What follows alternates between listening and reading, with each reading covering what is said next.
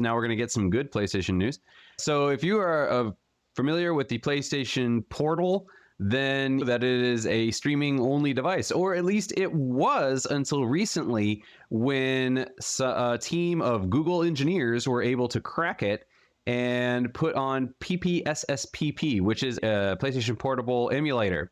I don't know how much memory it has on it, so I don't know how many things you can save on it, because obviously it being a streaming only device, I don't think they added a slot for adding more memory onto it, but apparently it has enough that you can put this on there.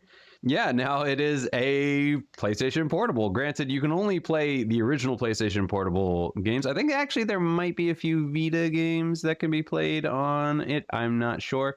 But yeah, this is a way that you can open up that old library. Now, of course, need to remind everybody that emulation is not illegal. However, downloading ROMs of games that you do not own is illegal. So if you can somehow burn ROMs of games that you already have, then that's a perfectly fine way to experience it. Otherwise, just take everything with a little bit of a grain of salt and be a little bit cautious out there if you're going to be playing it.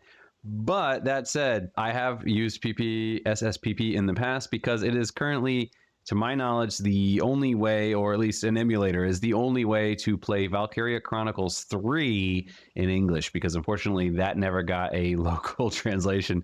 So some fans translated the game, so that's the only way you can play that game. It was released on the PlayStation Portable, I believe, in Japan only. So, but yeah, it's interesting, and this also comes after rumors that PlayStation might be taking the PlayStation Portable and creating a kind of PS Vita 2 handheld. So there are rumors, it's not been confirmed by any capacity, but there is some buzz that PlayStation might be looking into creating a kind of Steam Deck-esque system where you could have some sort of portable PlayStation, maybe play some PS4 games or PS3 games, play some of these games that are on older consoles, that as we progress in technology, we can shrink that stuff down, get more efficient cooling and whatnot. Hopefully we'll hear something on that end at some point, but until then, this is an option. Unfortunately, the creators, or I shouldn't say the creators, but the guys who did hack this